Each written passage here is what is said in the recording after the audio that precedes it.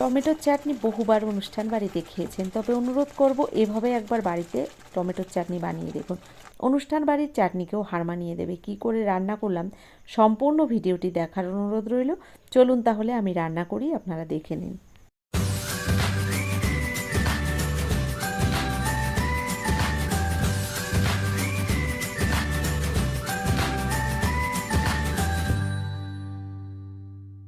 টমেটোর চাটনি তৈরি করার জন্য এখানে আমি 700 গ্রাম টমেটো নিয়েছি। আর টমেটোগুলো বেশ সুন্দর পাকা, আর দেখুন কোথাও একটু কাঁচা অংশ নেই, পুরো টুকটুকে লাল। তো প্রথমেই আমি টমেটোগুলোকে পরিষ্কার জলের মধ্যে 2 থেকে 3 বার ধুয়ে নিচ্ছি। অনেক সময় টমেটোর গায়ে কাদা লেগে থাকে বা নোংরা লেগে থাকে, সেগুলোকে ভালো করে আমি ধুয়ে আবার ফিরে আসছি। দেখুন এখানে টমেটোগুলোকে আমি ধুয়ে পরিষ্কার করে গুছিয়ে নিয়েছি। এবার এক এক করে আমি কেটে নেব। নমস্কার বন্ধুরা, আশা করছি হয়তো সকলেই ভালো আছেন। টিয়ার রান্নাঘর থেকে আমি তন্দ্রা। আজ নিয়ে এলাম টমেটোর চাটনির রেসিপি। দেখতে থাকুন আমার সম্পূর্ণ ভিডিওটি, আশা করছি আপনাদের ভীষণ ভালো লাগবে। টমেটোর চাটনি একদম সহজ একটা রেসিপি, এটা তো সবাই রান্না করতে জানে। তো আমি কি করে রান্না করলাম সেটাই আপনাদের সঙ্গে শেয়ার করছি। দেখুন এখানে আমি টমেটোগুলোকে কেটে নিচ্ছি। তো প্রথমে টমেটোটাকে মাঝখানে কেটে নিয়ে বোটার অংশটা কেটে বাদ দিয়ে দিলাম। আর এভাবে 4 টুকরো করে আমি টমেটোগুলোকে কেটে নিচ্ছি। এক এক করে বাকি টমেটোগুলো এভাবেই আমি কেটে গুছিয়ে নেব। তবে এই বোটার অংশটা কেটে বাদ দিয়ে দিলে টমেটোর মধ্যে যে শক্ত ব্যাপারটা থাকে চাটনি রান্না করলে, সেই ব্যাপারটা আর থাকবে না। তো দেখুন এক এক করে আমি টমেটোগুলো সব কেটে গুছিয়ে নিয়েছি এখানে। এবার প্রথমেই আমি কড়াইতে দেখুন জল গরম বসিয়ে দিয়েছি। এই জলের মধ্যে দিয়ে দিলাম অল্প পরিমাণে লবণ। লবণ দেওয়ার পরে ওই জলের মধ্যেই আমি টমেটোগুলোকে দিয়ে দিলাম। তো এবার ঢাকনা বন্ধ করে আমি প্রায় 5 মিনিট মতো এই টমেটোগুলোকে একটু ভাপিয়ে নেব। ভাপিয়ে বলতে আমি একটু সিদ্ধ করে নেব। তো দেখুন এখানে ঢাকনা বন্ধ করে আমি 5 মিনিট টমেটোগুলোকে সিদ্ধ করে নিয়েছি। চলে এলাম আবার 5 মিনিট বাদে। ঢাকনাটা খুলে একবার চেক করে নেব টমেটোগুলো ঠিকঠাক সিদ্ধ হলো কি না। তো এখানে আরও একটু বাকি রয়েছে, টমেটোটাকে আরও একটু সিদ্ধ করে নিতে হবে। তার জন্য আবারও আমি ঢাকনাটা বন্ধ করে ঢেকে দিলাম 2 মিনিটের জন্য। আবারও 2 মিনিটের জন্য ঢাকনা বন্ধ করে ঢেকে রেখেছিলাম। এবার ঢাকনাটা খুলে দেখে নেব টমেটোগুলো ঠিকঠাক সিদ্ধ হয়েছে কিনা। হ্যাঁ, এবার টমেটোগুলো সিদ্ধ হয়ে গেছে। এবার গ্যাসটা বন্ধ করে আমি এই টমেটোগুলো জল থেকে ভালো করে তুলে নেব আর জলটাকে সুন্দর করে ঝরিয়ে নেব। তো দেখুন এখানে আমি জলটা ঝরিয়ে নিয়েছি। এবার দেখুন টমেটোর ওপরে যে খোসাটা রয়েছে, এই খোসাটাকে হাত দিয়ে আমি এভাবে ছাড়িয়ে ফেলছি। তো এভাবে সব টমেটোগুলোর থেকে খোসাটাকে আমি আলাদা করে নিচ্ছি। তো এখানে টমেটোগুলো এখনও গরম রয়েছে। যাই হোক, এভাবে আমি আস্তে আস্তে করে টমেটোর গাছ থেকে খোসাটাকে আলাদা করে নিচ্ছি।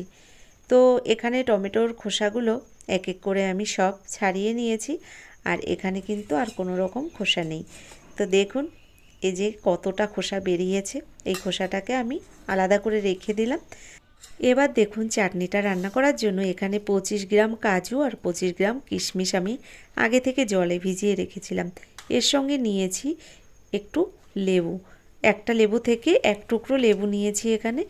আর এখানে দেখুন কড়াইটা গরম বসিয়ে দিয়েছিলাম। কড়াইটা গরম হয়ে গেলে এর মধ্যে অল্প পরিমাণে একটু সাদা তেল দিয়েছি।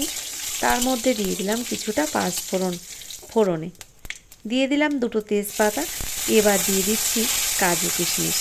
তো কাজু কিশমিশটা দেওয়ার পরে গ্যাসের ফ্লেমটাকে একদম লো ফ্লেমে রেখে আমি হালকা আঁচে একটু নেড়েচেড়ে ভেজে নিলাম। তবে খুব ভাজার প্রয়োজন নেই, এভাবে জাস্ট একটু নেড়েচেড়ে হালকা করে ভেজে নিলাম।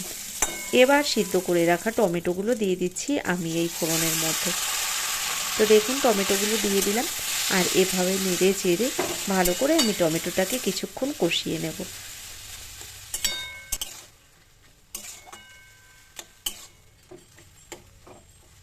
কিছুক্ষণ টমেটোটাকে আমি এভাবে কষিয়ে নিচ্ছি। আর এরপর এর মধ্যে দিয়ে দেবো স্বাদ মতো লবণ।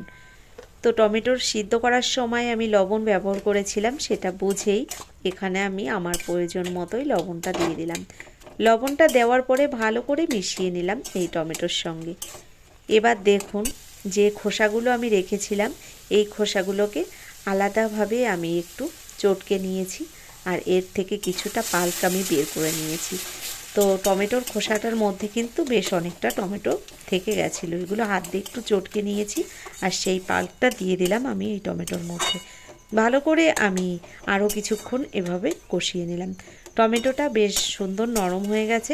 এবার আমি দিয়ে দিচ্ছি এর মধ্যে 200 গ্রাম চিনি।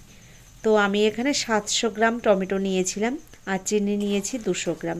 আপনারা যেমন চাটনিটা মিষ্টি রাখতে চান সেই অনুযায়ী এখানে চিনিটা ব্যবহার করবেন।